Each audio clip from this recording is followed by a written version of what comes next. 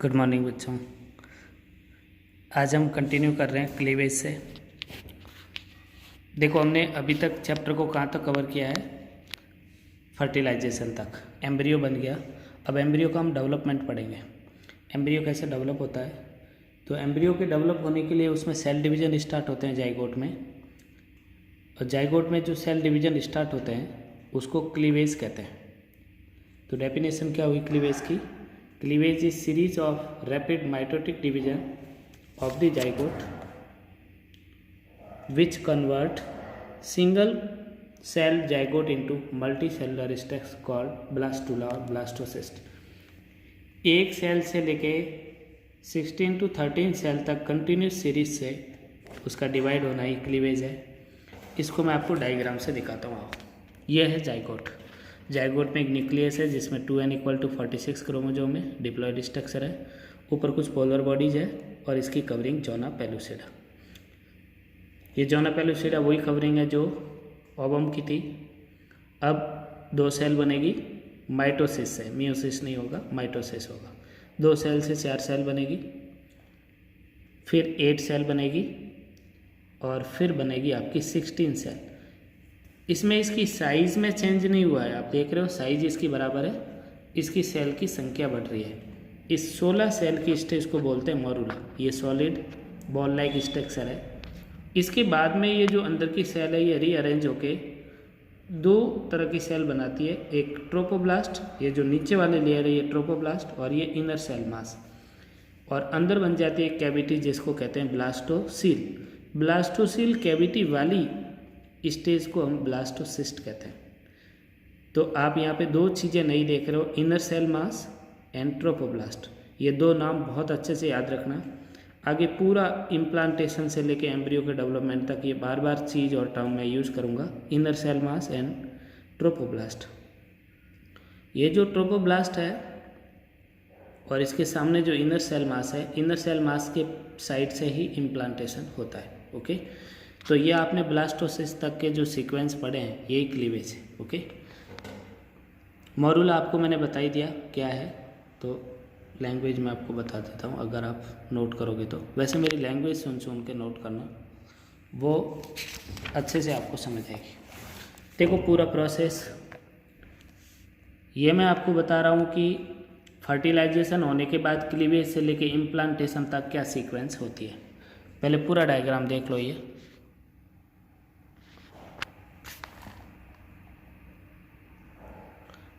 देखो, ये है ओवरी। ओवरी के अंदर मैंने आपको बताया था प्राइमरी, सेकेंडरी, टर्शियरी और ग्राफियन फॉलिकल बनती है। फिर ग्राफियन फॉलिकल में रप्चर होता है, रप्चर होने से ओवम रिलीज होता है। ये ओवम रिलीज हुआ, इधर से स्पर्म आया, फैलोपियन ट्यूब है ये आपको जो क्रॉस सेक्शन दिख रही है, देखो फिम्बरी वगैरह, ये यहाँ के जाइगोट बना।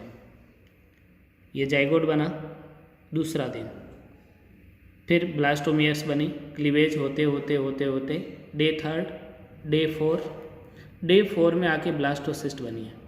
मतलब इम्प्लांटेशन तक 4 दिन लगते हैं, ये बात याद रखना। क्योंकि जो स्ट्रक्चर इम्प्लांट होती है, जो जाइगोट की फॉर्म इम्प्लांट होती है, उसे हम ब्लास्टोसिस्ट कहते हैं।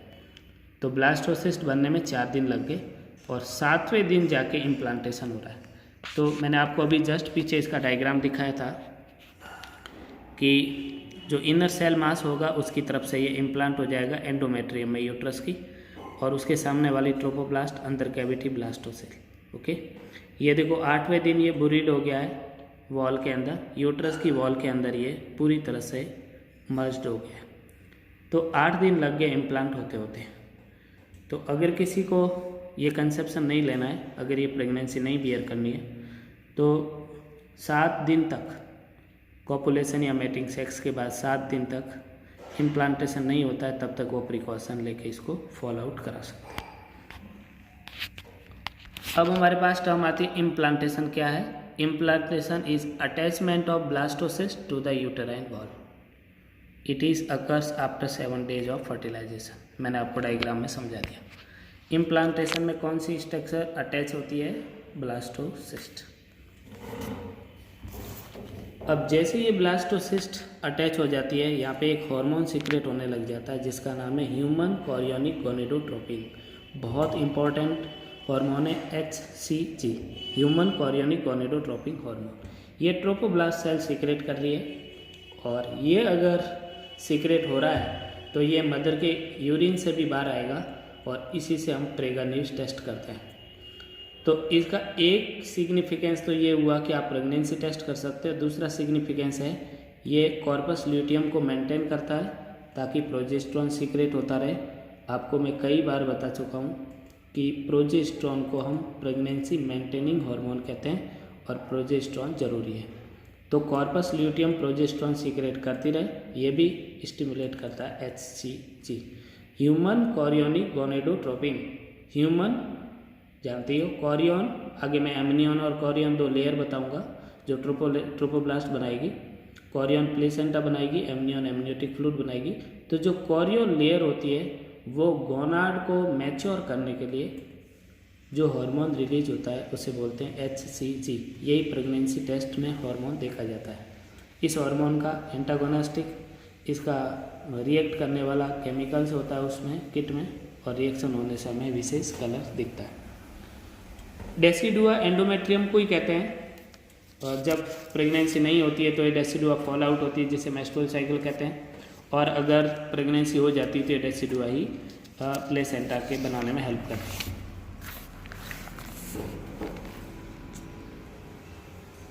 Implantation lead to pregnancy, implantation से प्रेगनेंसी हुई। If HCG is present in women's urine it indicate her pregnancy. मैंने आपको बता दिया, अगर ये उसके यूरिन में आ रहा है तो वो प्रेग्नेंट है। तो जब भी हम प्रेगनेंसी टेस्ट करते हैं तो first drop of early morning we should use, क्योंकि उसमें इसकी कंसनट्रेशन ज़्यादा रहेगी। अब आता है एम्ब्रियो एंड फीटस। ये वर्ड आप कब यूज़ करोगे? तो बच्चा जब तक 2 महीनों का या 8 वीक का होता है तब तक आप एम्ब्रियो वर्ड यूज़ करते हो, और 2 महीनों से लेकर जब तक पैदा होता है तब तक हम उसको फीटस बोलते हैं। लैंग्वेज देख लो,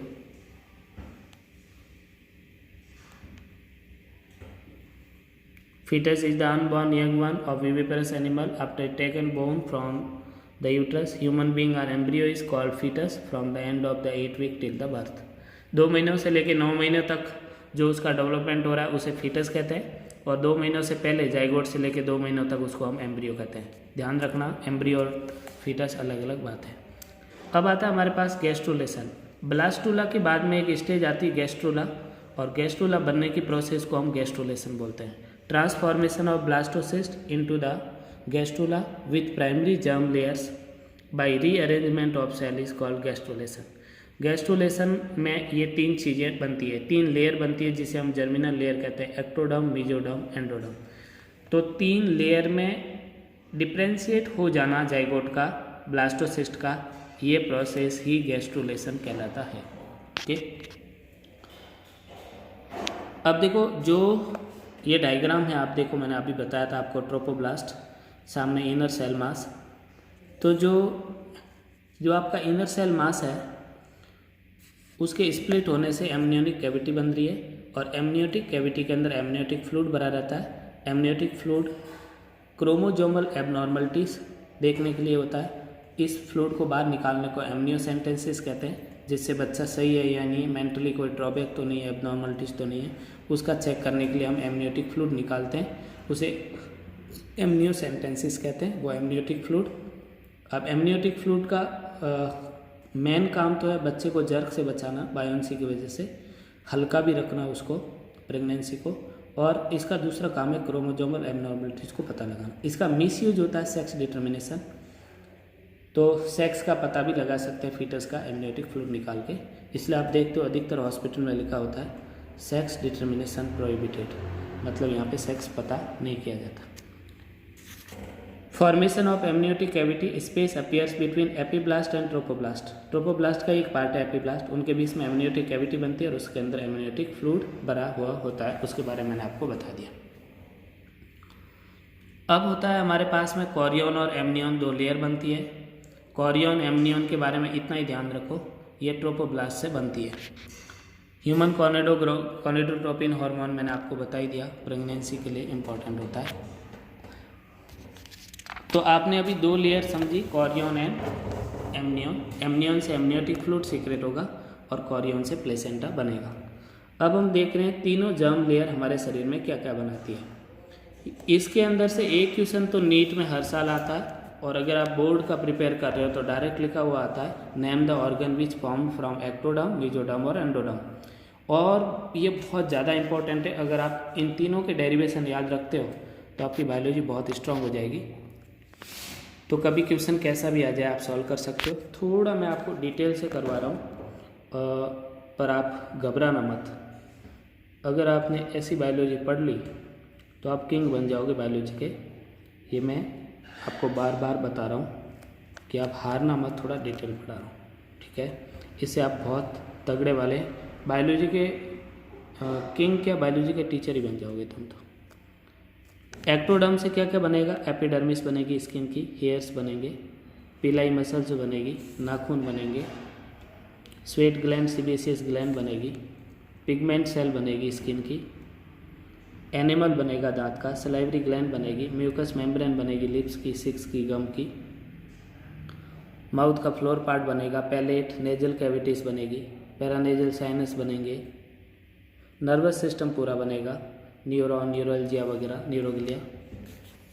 और क्या बनेगा? पायामीटर बनेगी, अरेकिनोइड बनेगी, ये आपको पता ब्रेन की मेनिंजेज होती है, कंजक्टिवा बनेगा, आँख का cornea, lens, muscles of iris, ये सब इसी से बनते हैं, vitreous, humour, retina, lacrimal gland ये इससे बनेगी, एक्सटर्नल ईयर का पार्ट इससे बनेगा, टिम्पेनिक मेम्ब्रेन इससे बनेगी, मेम्ब्रेनस लेब्रियन इंटरनल ईयर का इससे बनेगा, pituitary gland, pineal gland, medulla of adrenal gland, medulla part, mammary gland, labia minora बनेगा, लेबिया मेजोरा बनेगा, और मेल का यूरेथ्रा बनेगा। ये सारे थे एक्टोडर्मल के डेरिवेटिव। अब आते हैं मीजोडर्मल के डेरिवेटिव। मसल्स, आइरिस के अलावा सारी मसल्स, आँखों की कनेक्टिव टिश्यू सारा, जिसमें लूज एरियोनल, ligament, tendon, dermis of skin. Epidermis ectodermal है, जबकि डर्मिस मीजोडर्मल है। स्पेशलाइज कनेक्टिव टिश्यू जैसे एडिपोज हो गया, रेटिकुलर हो गया, कार्टिलेज, बोन हो गई, दांत का डेंटिन हो गया, डेंटिन है ये, वो इनेमल था, हार्ट हो गया, सारा blood vessel, lymphatic, blood cell, spleen, kidney, uterus, urinary bladder, coelomic epithelium, pericardial, peritoneal cavities, diameter, sclera, choroid, ciliary body, tympanic membrane का base, cortex of adrenal gland, ये भी इंपॉर्टेंट है, वो मेडुला था ये कॉर्टेक्स, मिजेंट्रीज हो गई, notochord हो गए, रिप्रोडक्टिव सिस्टम पूरा प्रोस्टेट को छोड़ के। तो ये सारे क्या थे? ये थे मीजोडर्म के डेरिवेशन। अब आता है डेरिवेटिव ऑफ एंडोडर्म। क्या चीज़ एंडोडर्म से बनती है? Epithelium of mouth, palate, tongue, tonsil, pharynx, oesophagus, stomach, small और लार्ज इंटेस्टाइन, एनल कैनाल के ऊपर और लोअर का part, epithelium of eustachian tube, आपको पता है मिडल ईयर से फेरिंग्स तक जोड़ने वाली नली, मिडल ईयर, टिम्पेनिक मेम्ब्रेन का मिडल पार्ट, इनर वाली layer, larynx, trachea, bronchi, lungs, epithelium of gall bladder, liver, pancreas, Langerhans, gastric intestinal gland होगी सारी, लेबिया माइनोरा का कुछ पार्ट, वेजाना का कुछ पार्ट, प्रोस्टेट, ध्यान रखना प्रोस्टेट एंडोडर्मल है, बाकी सारा रिप्रोडक्टिव मेजोडर्मल था। स्वेट ग्रेटर वेस्टिब्यूल की ग्लैंड होगी, वेस्टिबुलर ग्लैंड मैंने आपको बताई थी वेजाना के अंदर, पैराथायरॉयड ग्लैंड, थाइमस ग्लैंड, ये सारा क्या था? एंडोडर्मल के डेरिवेटिव्स। इसके बाहर तो आपका कोई क्वेश्चन जा ही नहीं सकता, तो वीडियोस को बार बार देखना। मेरे हिसाब से मैं आज इतना ही टॉपिक बनाना चाहिए, क्योंकि ये थोड़ा टफ है और आप इसको शायद मेरे को फॉलो नहीं कर पा रहे हैं। कुछ बच्चे रिक्वेस्ट कर रहे हैं कि थोड़ा धीरे धीरे बढ़ाओ, वो वीडियोस को डेली का डेली फॉलो नहीं कर पा रहे, तो आज मैंने शॉर्ट वीडियो बनाया। कल हमारा चैप्टर पूरा हो जाएगा। तो रिप्रोडक्शन को मैंने आपको PhD करवा दी है, इतना कि आप MBBS के अंदर भी 60% पढ़ा दिया है मैंने, 40% ही आपको पढ़ना पड़ेगा। तो आज हम इतना ही इसको फिनिश करते हैं। ये आप देख लेना, मैंने आपको पूरा एम्ब्रियोनिक डेवलपमेंट पढ़ाया।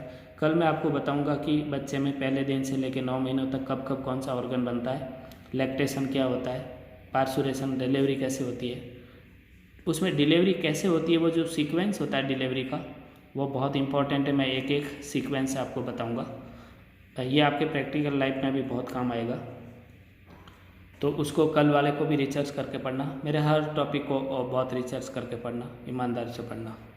तो लाइक कर देना और शेयर कर देना, ये आपकी ड्यूटी है। Thank you so much for watching me.